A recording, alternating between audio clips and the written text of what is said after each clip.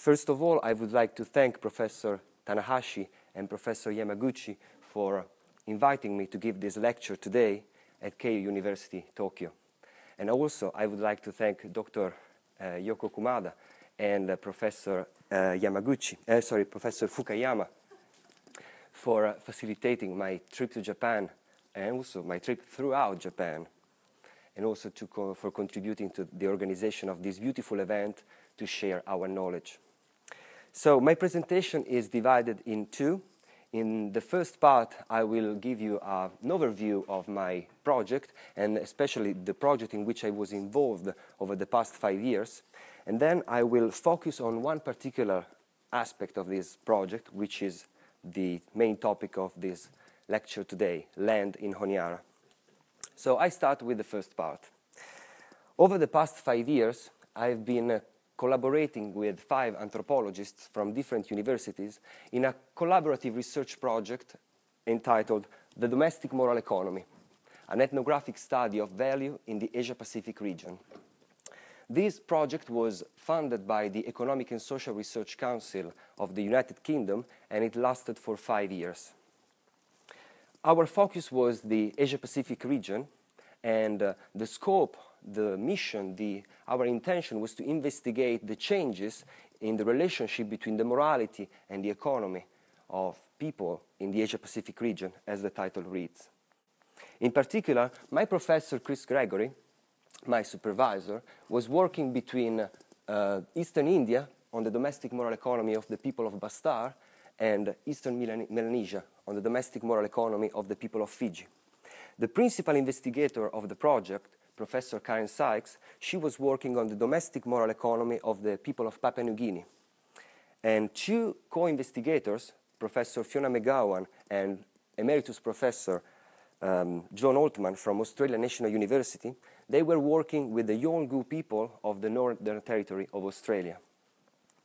My colleague, Dr. Rachel Smith from the University of Manchester, she was working on the domestic moral economy of the Ni Vanuatu people of Vanuatu in the very center of Melanesia. And last but not least, I was contributing to this research with an investigation of the domestic moral economy of the Kwarai people of Solomon Islands. In designing our research project, we thought that in order to investigate this relationship between morality and economy, we had to look very closely at money. And I'm talking about all sorts of money, national currencies, coinage, but also shell money, which is famously used in Melanesia. And in designing our research project, we were aware that social scientists for a long time have been believing that money had some sort of disruptive powers against society, that it acted as a sort of corrosive acid against sociality, and that it could even be accounted for the destruction of many contemporary local cultures. But we were also aware that social scientists are more and more persuaded that actually people around the world are not so prone to the supposedly disruptive powers of money, and that they actually use money in a lot of different ways to achieve many different kinds of aims, not necessarily economic aims, but religious aims, moral aims, kinship-like aims, all sorts of objectives. And they do so by using some sort of cultural creativity. And it is precisely this cultural creativity that I was interested in investigating as a contribution to this research project. But apart from my personal interest and my personal contribution, we had a shared methodology. First of all, we made use of the classic tools of anthropological social research, such as participant observation, interviews, but also a fair amount of quantitative studies, such as questionnaires and quantitative surveys. In particular, we wanted to focus on kinship and the circulation of material resources. To do so, we designed a methodology that was coordinating the use of the classic tool of kinship studies, the kinship diagram, with a sort of questionnaire that we were using to track down the circulation of resources among people who are connected by webs of kinship, both biological and non-biological kinship. And by placing these kinship diagrams against these accounts of the circulation of resources, we were able to look very closely at the daily negotiations that people go through when they are coping with moral dilemmas, when they are coping with how to harmonize the priorities of kinship, the priorities of morality, with the priorities of the market. The project started in 2010, and recently, in March 2015, we gave our final conference that was an opportunity for us to share our data, to compare our analysis, and maybe to come up with some sort of answer to the questions that have been obsessing us for the past 5 years. But we also wanted this to be an opportunity to showcase our work. So we invited other people, such as Professor Deborah James from the London School of Economics and Political Science, because she is running at the moment a project on African economies. And because no one in our project was working on Africa, Deborah James could provide us with very interesting points of comparison in the study of the current economy. And the same can be said about Professor Chris Hahn, whom we invited to Manchester with his research team that is currently running a project on the moral economy between the Urals and Japan, so in the Eurasian continent, as he calls it. And last but not least, we also invited Professor Susanna Narodsky from the University of Barcelona, because she has just started a project on the response of the grassroots to the policies, to the economic policies implemented by the European Economic Community. In particular, she focuses on Greece, Spain, Portugal, and Italy. And in mentioning my home country, I would like to tell you very briefly about my background as an anthropologist so that you can situate me. I started to study cultural anthropology when I was living in Rome, and then in 2009 I graduated in cultural anthropology and I moved to the London School of Economics and Political Science, where I attended a master course in anthropology and development. And under the precious guidance of Professor Michael Scott, I designed a research project on Solomon Islands, because Michael Scott is a very good expert in Solomon Islands. And then I proposed my research project to the principal investigator of the Domestic Moral Economy Project, Professor Karen Sykes, who liked my project. So she took me on board, and that's how I started to collaborate with the 5 above-mentioned anthropologists.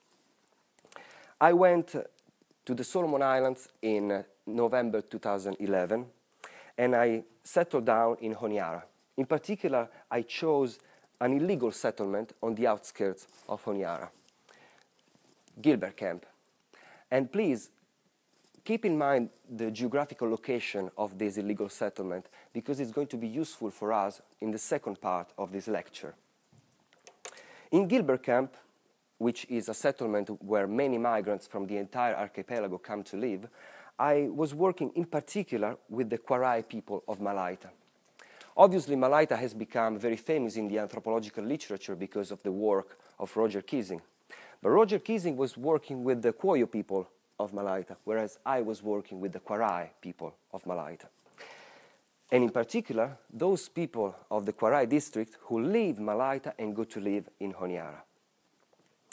They go to live in Honiara because they want to take advantage of many economic opportunities, for sure, but also because they want to experience the cosmopolitan culture of the capital city. For them, for many of them, Honiara has come to represent a sort of rite of passage. They have to go there in order to grow up, to experience something that they cannot experience at home. But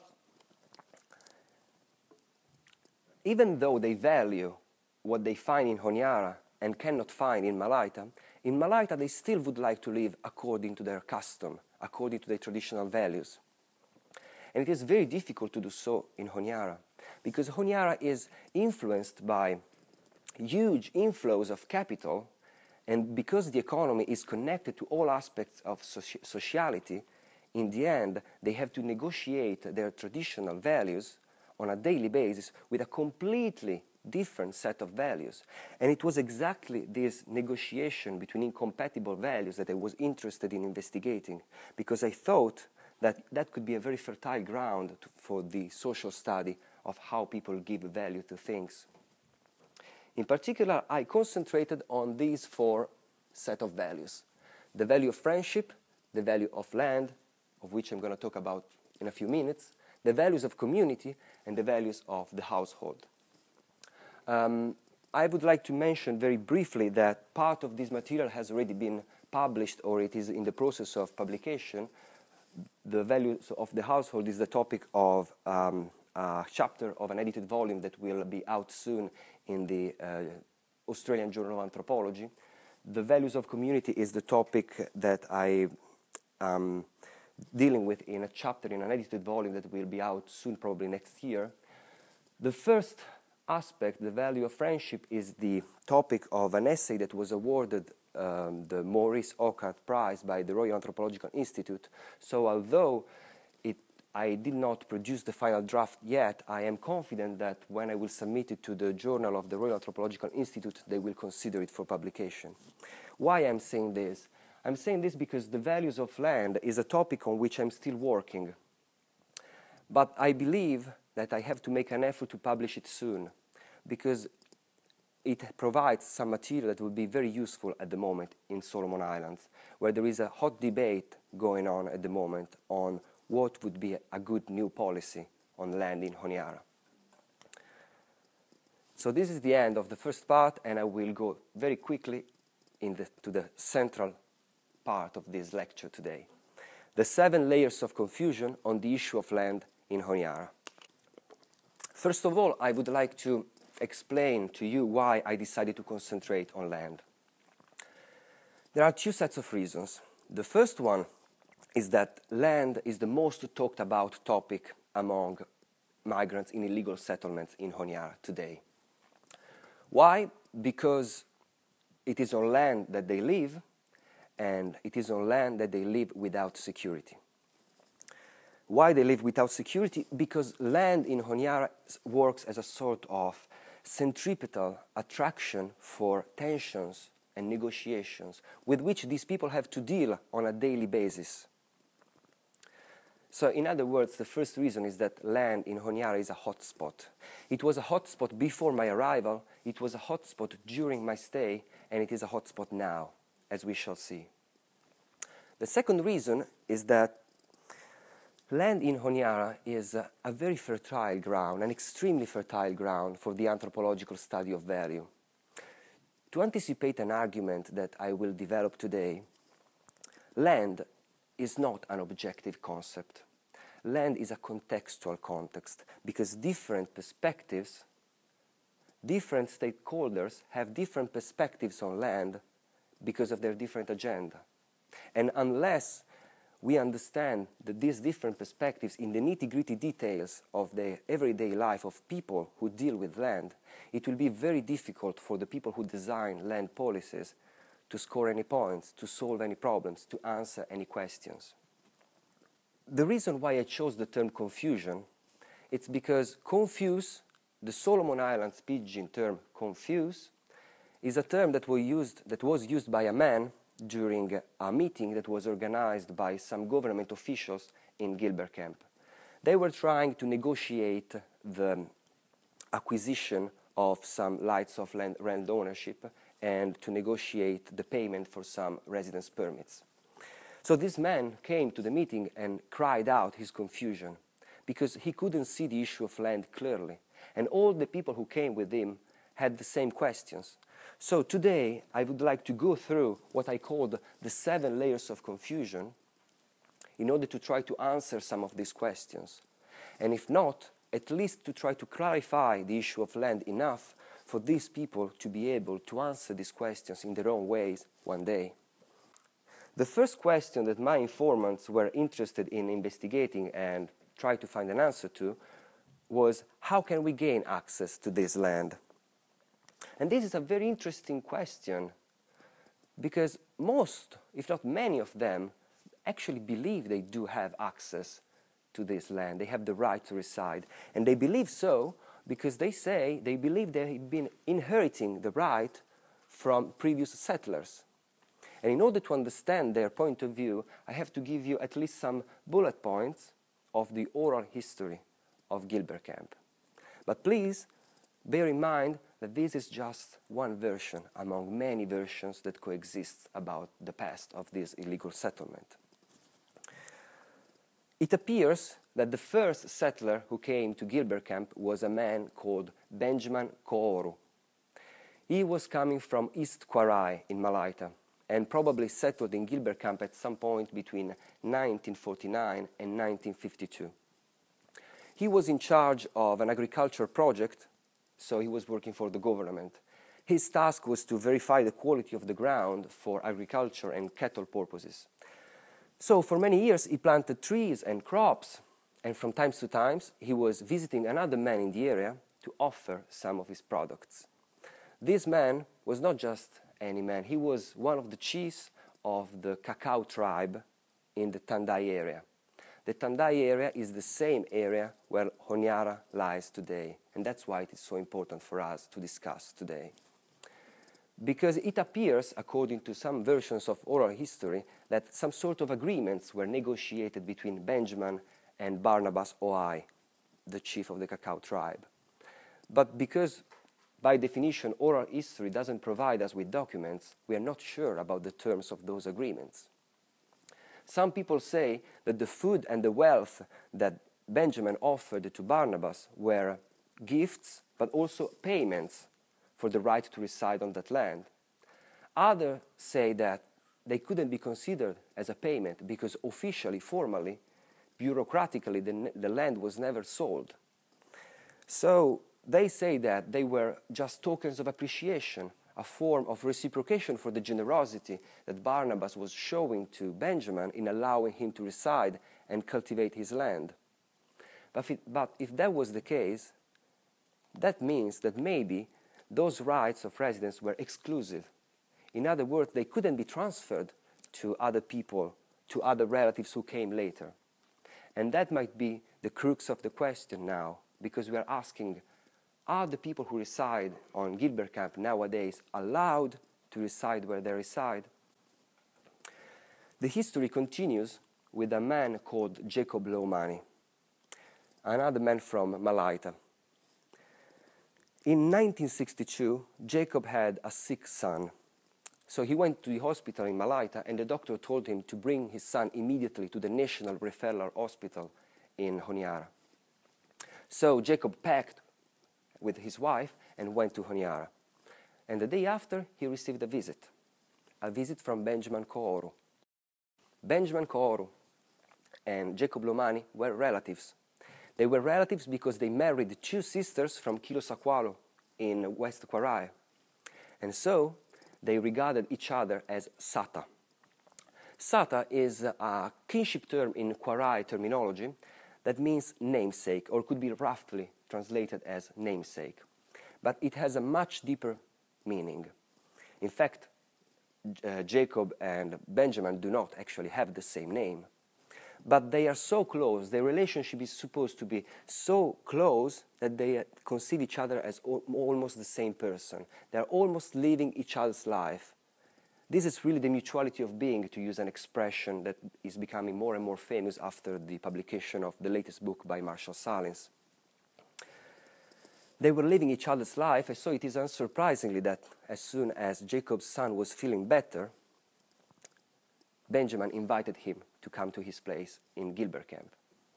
And Jacob and his family had the opportunity to experience life on the outskirts of Honiara, and they liked it. They liked the many economic opportunities that the urban context was providing, and so they decided to build a house and settle.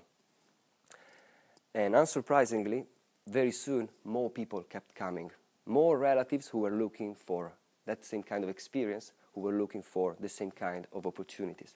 And that is the beginning of the most intense period of migration in the history of Solomon Islands, which you can see summarized in this graph that I produced on the basis of a survey, a quantitative survey just of Gilbert Camp. But it can be representative of many other illegal settlements in Honiara today. But now, the question for us is, if we could verify historically that actually Benjamin gave some gifts of food and money to Barnabas, would that mean that all the people who came later are allowed to stay, can enjoy the same kind of rights of residence? Well, the answer could be yes, because the people in Malaita and in Guadalcanal believe that their custom prescribes, their traditional rules and norms, prescribe that if I want to reside on foreign land, I have to visit the chief and ask for the permission to stay, and in exchange for that permission, offer some gifts of food, some forms of wealth. And obviously, because no man is an island, particularly in the Pacific, obviously all the other relatives are allowed to stay too. So if it was possible to extend these principles in contemporary times, then yes, the people who reside on Gilbert Camp today would be allowed to stay. But can we actually extend those rights? The time in which Malaitan and Guadalcanal customs were designed and perfected and refined are very different from the times today. At the time in which they were conceived, such intensive movements of people were not happening. So whether or not we could extend those principles is a matter of negotiation, is a matter of discussion. And Malaitan and Guadalcanal people could discuss. But the problem is that the people in the illegal settlements do not have a shared narrative, as I was saying before. And so if you don't have a shared narrative, what are you going to negotiate? How can you say, this is my past, so please take into account my past, and then I will take into account yours, and we can negotiate our settlement here. But they cannot do that. And they cannot do that because they do not have a shared narrative. And this is what I call the second layer of confusion, which can be summarized in the question, what is our point of view on land? What I told you is the most popular version of oral history. And I tend to think that it's quite accurate, because I constructed it on the basis of many, many, many interviews in Gilbert Camp, in Honiara, in Guadalcanal, in Malaita.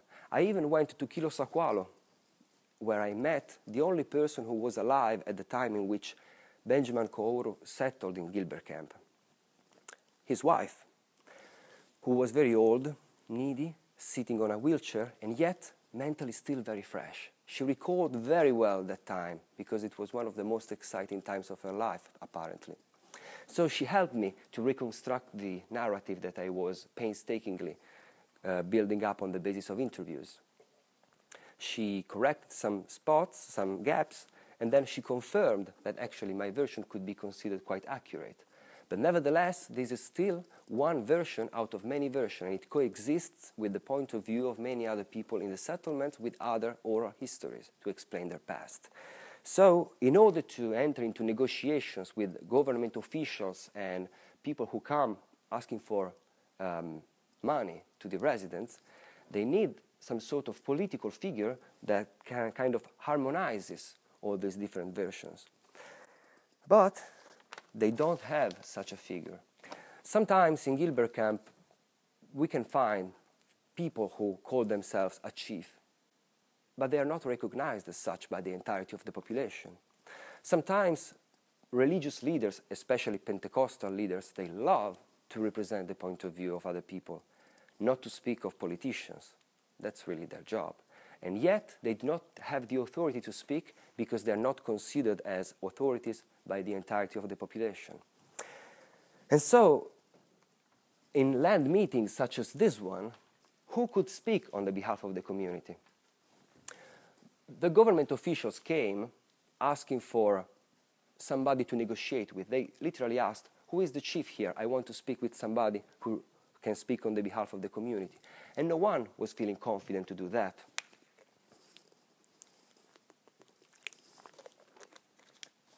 Actually, one man felt confident enough.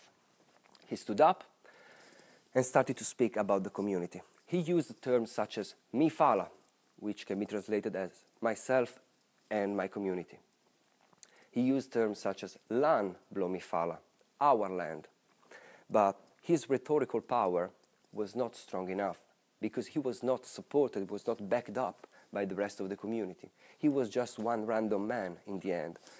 In contrast, the government official had a very strong narrative. we are here on the behalf of the government to solve all the problems with our new solutions. Very strong narrative, very to the point, much stronger than the narrative versions of all the other people. Because of this diversity was kind of diluting the rhetorical power. So the government official was not really interested in listening to the point of view of this man who stood up, nor to the many different versions of the people who came. And we can partly justify that, because listening to so many different points of view is not really the job of the government official or the civil servant. They have a completely different training. They come there with their evaluation indicators and they just have to tick some boxes and to bring some results at the Ministry of Land. It is the job of the anthropologist to understand the complexity and to find the story that lies beneath the complexity that is made of these many different narratives that cross each other. Extract the story and deliver it, perhaps, to the government official or the development agent who are looking for some policies to be informed by these insights. But in order to gain these insights, the anthropologist has to live in the community, to spend time with people and listen to all the many different versions they have, observe how they react when the issue of land is elicited. Only in this way it is possible to obtain, to get to a contextual definition of land as the intersection of many different perspectives of many different stakeholders, and to understand the history of land in Solomon Islands as a convoluted mix of social, environmental, cultural, kinship, political, historical issues. And this meeting could be an opportunity to gain those insights. But I was there and I can tell you that it was mostly wasted as an opportunity. Because as I said, the government officials were not interested in that diversity. And so that's why my opinion, my personal opinion, is that this meeting did not clarify any of the questions that the people in the illegal settlement had. Actually, this meeting did nothing but adding another layer of confusion. For example, one of the questions that this meeting could help to clarify is, who is the landowner? Nowadays, this is one of the most discussed about questions in Gilbert Camp and the other settlements, because more and more people from Guadalcanal, more and more men from Guadalcanal, knock at their door and say, hello, hey, I am the landowner of this land where you reside. What are we going to do about it? And this happens more and more because the unprecedented quantity of migrants inflowing into Honiara resulted in the fact that the housing space decreased very quickly. And so migrants had to start looking for places to live outside of the town boundary. Also because the housing space in the center is too expensive for any migrant to pay. And because of this high demand of land, the price of land in the peripheral areas is rising. And obviously, so many Guadalcanal men are trying to take advantage of this very good opportunity to make some ready cash. I was obviously very interested in finding out who the real landowner was in Gilbert Camp. Not only because I wanted to help my friends and my informants, but also because that was a crucial point for my research.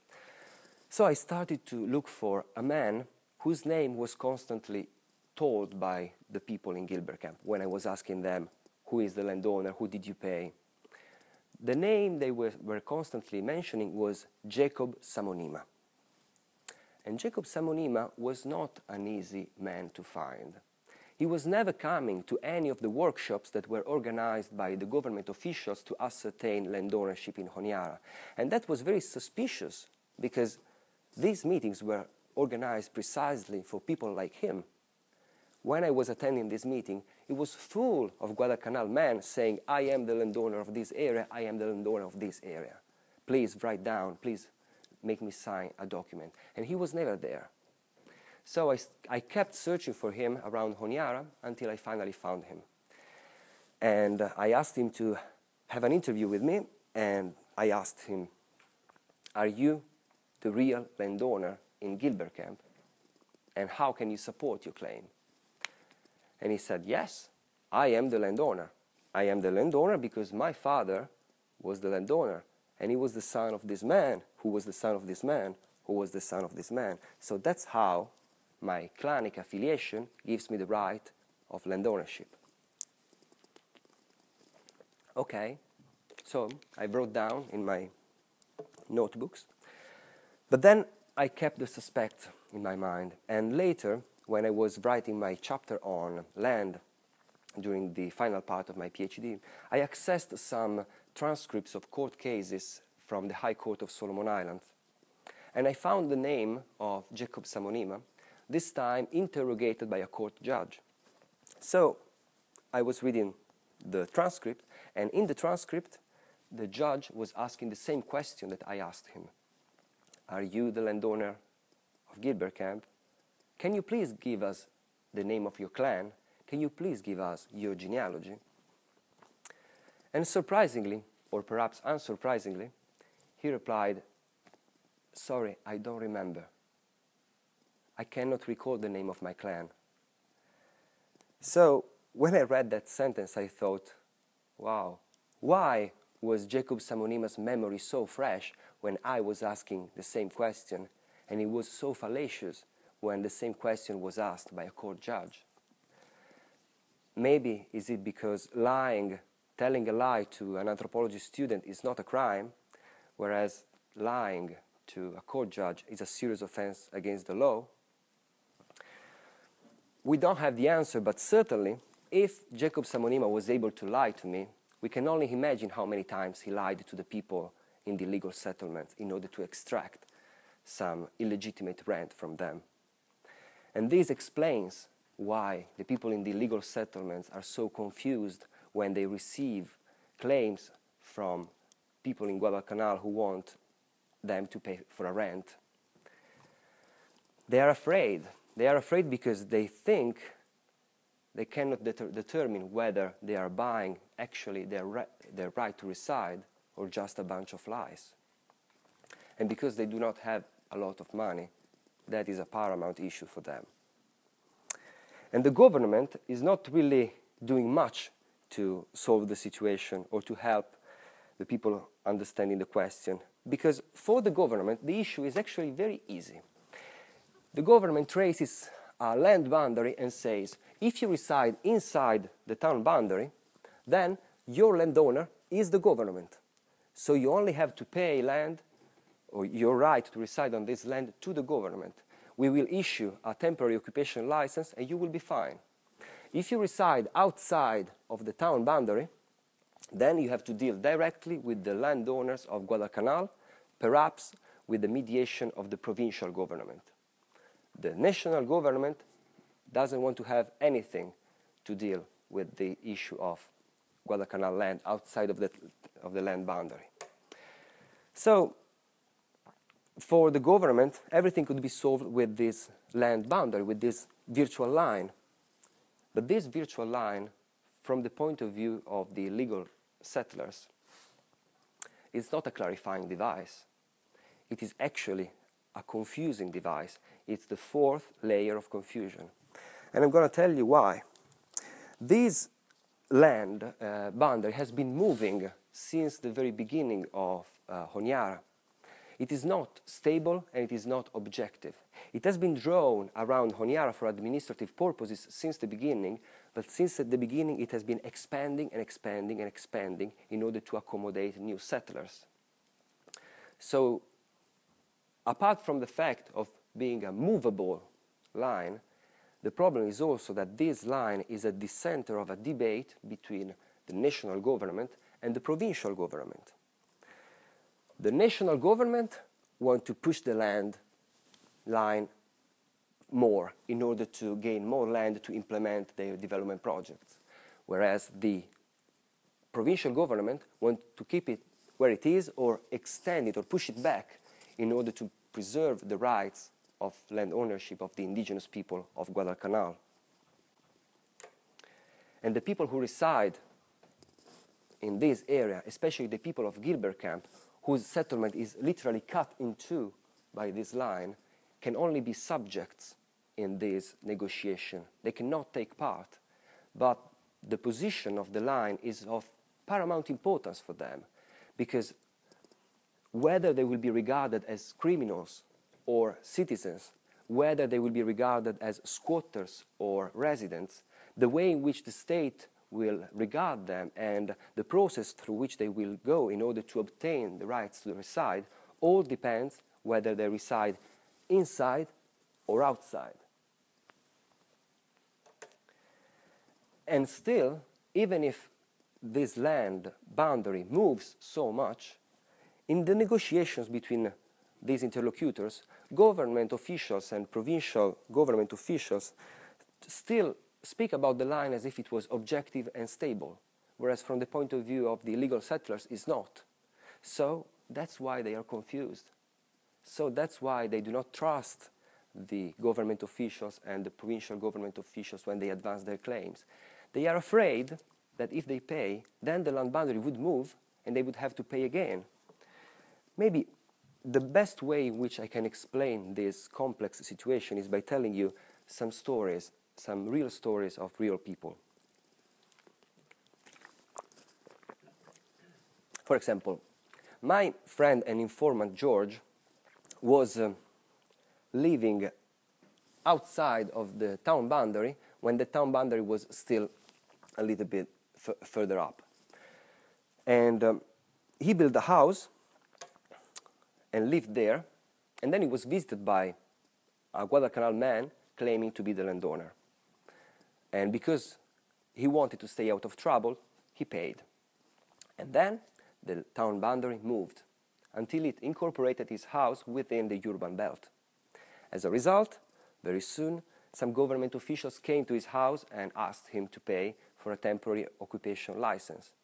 And obviously George was very upset. He said, I already paid. Why should I pay twice? Well, because the town boundary moved. Okay, but this is your problem. It is not my problem. You moved the line, so you should at least try to negotiate with us and the people in Guadalcanal to find a viable solution for a win-win situation, and not just keep asking money from us, because that's how we feel. So he decided not to pay.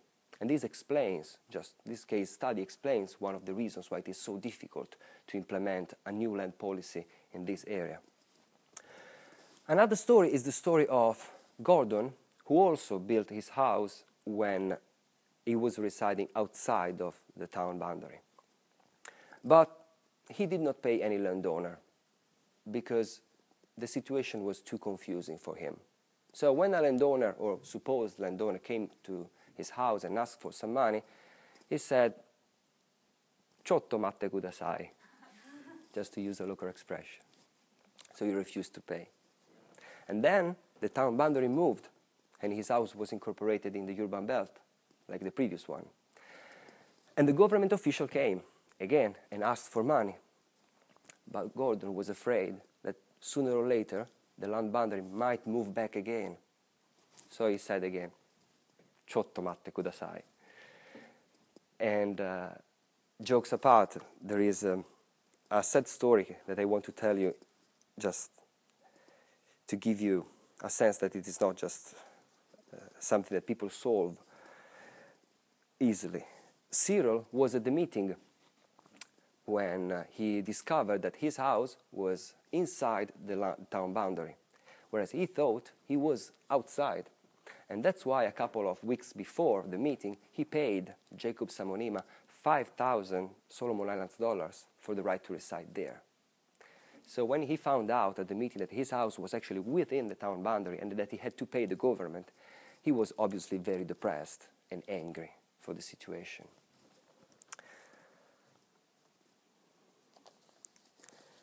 But yet, as I was saying before, the government doesn't really take into account these points of view.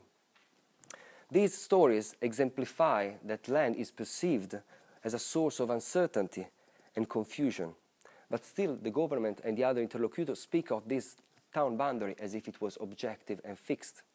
And this regard for the indigenous point of view is not news in Solomon Islands, specifically about the issue of land. And in order to support this claim, I would like to give you a very brief review of the history of land in Solomon Islands, especially the history of land policy in Solomon Islands. But before doing that, I would like to apologize if in the audience there are any historians of the Pacific, because my reconstruction will be very, very brief and thus very, very inaccurate. So I apologize in advance for the ignorance that I will display, and I'm very happy to answer questions about it in the Q&A later if you want. So 1893-1945. Since the early days of the protectorate of Solomon Islands, the colonial administration needed to finance its structure. And in order to do so, it came up with two solutions. One was to allow the purchase from foreign traders and speculators of land owned by Solomon Islanders with the permission of the colonial administration. The other way was to declare a particular territory as no man's land. It was called the wasteland regulation. But the problem is that land that can be classified as wasteland from the point of view of an European is not necessarily wasteland from the point of view of the indigenous people of Guadalcanal. For example, in the area with which we are concerned today, in the Llana region, northwestern Guadalcanal, that land was called Sasapa. Sasapa is a Guadalcanal term that means hunting ground. So when the Europeans saw a land with no houses, no gardens, they thought, this is a no man's land, we can just take it. I'm telling this part of the story just to show that since the very beginning, the history of land policy in Solomon Islands was characterized by a disregard, or at least a misunderstanding, of the indigenous point of view. And in the latter days of the protectorate, Solomon Islanders became more and more aware of this disregard and started to fight back politically. And 2 years before the end of the protectorate, it was established, thanks to the Committee on Land and Mining, that all land that was acquired before 1963 had to be returned to the descendants of the original landowners. But to find out who these descendants were was extremely difficult, because the situation had changed so much from the time in which that land was acquired to the time in which that time was to be given back. The situation had changed completely. For example, between 1959 and 1970, the population in Honiara tripled. That means that people were coming, living, and getting married. As a consequence, the kinship networks were not just expanding, they were exploding. So it was really, really difficult to follow the lines of these genealogies and reconstruct exactly who the real landowner was. And another reason for confusion is that in Guadalcanal, land belongs to the woman, to the elder daughter of a woman who received it from her mother because she was, in her turn, the elder daughter. And another custom in Guadalcanal is virilocality. So the woman has to go to live in the land of her husband. So within the context of this complexification of kinship networks, not only was it difficult to navigate genealogies, it was also difficult to go to the places in which the woman was residing in order to negotiate access to land. In other words, these 1960s and 1970s policies had very good intentions, but were very difficult to implement because of shortages in staff at the Ministry of Land and because of how complicated the issue had become. The necessity to control migration became, as a consequence, central to the political debate after the proclamation of the independence. In particular, many people in Guadalcanal were convinced that Malaitans had been abusing their right to reside outside of their province. And so they signed a petition asking the government to evict all the illegal squatters, as they were calling them. But the government was lacking the power of eviction.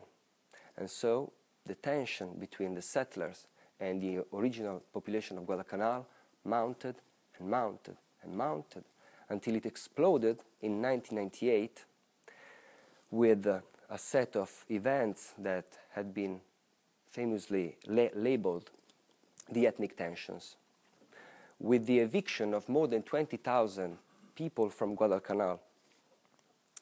That period had come to represent a sort of great division between a past characterized by a very, very confusing situation because of the expansion of kinship networks and marriage rules and disregard for the indigenous point of view, just to give way to a more confusing period, because the migrants who were coming back to their settlements in the illegal areas, in the illegal settlements of Honiara, they were not sure whether the tension had wiped out their rights to reside or not, whether they altered those rights to reside or not. They weren't sure of the situation they were finding after the tensions. So in that sense, the Great Division did not really clarify anything. It only added another layer of confusion. Actually, maybe one thing the tensions clarified, which is that land can be very dangerous. Land can be deadly dangerous in Solomon Islands if the different perspectives about it are not understood professionally and dealt with professionally and mediated. Since the end of the ethnic tensions, the government tried to implement policies that would, so to say, learn the lesson from the past. But when I was in Honiara and attending all those workshops and meetings between government officials, Guadalcanal men, and settlers, my impression was that they were not being particularly fruitful as efforts. And that is because of two last layers of confusion that I'm going to talk about today in this lecture. The sixth is a layer of confusion added by Guadalcanal men, and the seventh is added by the government itself.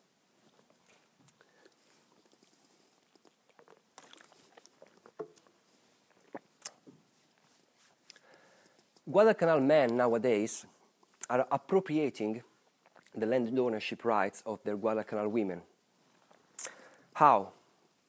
As I said before, land passes through matrilineal lines, and because of the custom of patrilocality, the virilocality, the woman goes to live in another land. So who takes care of her land? Her brothers and her father. So these men are in charge of speaking, of interacting with government officials and development practitioners who come to this land and try to strike deals and regulate the access. And the woman who resides elsewhere is not involved at all in the negotiation. But actually she is the one who is knowledgeable about genealogy, because she is the one who has been in contact with her mother, who was in contact with her mother, so she knows the real history of that land. But she is excluded from the negotiations. In other words, what was a custom of corporate action by the part of Guadalcanal men is being abused to operate a shift from a matrilineal system of inheritance of land to a patrilineal system of inheritance of land. And the government is not really contributing to fix the issue. Actually, he is encouraging it. This is a workshop that was organized by the provincial government. And in the workshop, I was so surprised to see only men discussing, because I knew that land was matrilineal in Guadalcanal. And that apparent contradiction was solved with the breakthrough of these women who were protesting. They were saying, we are the women of Guadalcanal, we are the landowners of the land of Guadalcanal, and we are being excluded by our men because they want to make money out of this land and they do not want to share it. So please allow us to take part in this workshop. And the response was that one out of these many women was allowed to stay. And the excuse for that was that all the chairs were already occupied. So in that sense, the government is not really doing much to clarify the situation and to do things according to the traditional customs of Guadalcanal. And in that sense, I don't want to give the impression that this situation, this shift from a matrilineal to a patrilineal system of inheritance, is only the result of the ambitions of Guadalcanal men. I interviewed one of the government officials of the provincial government of Guadalcanal, who is currently designing the policy to implement the certification of land ownership rights in Guadalcanal. And he did not conceal at all his preference for patrilineal. He said that the patrilineal system is just more straightforward and fits much better within his agenda, whereas the matrilineal system is too abstruse, is too complex, is too complicated, it's too difficult, it requires too much staff from the government of land, from the Ministry of Land. So he just prefers to design a policy that is suitable for a patrilineal system. And I found this situation very interesting from the point of view of a comparative study in the Pacific. This preference for patrilineal is not an exception.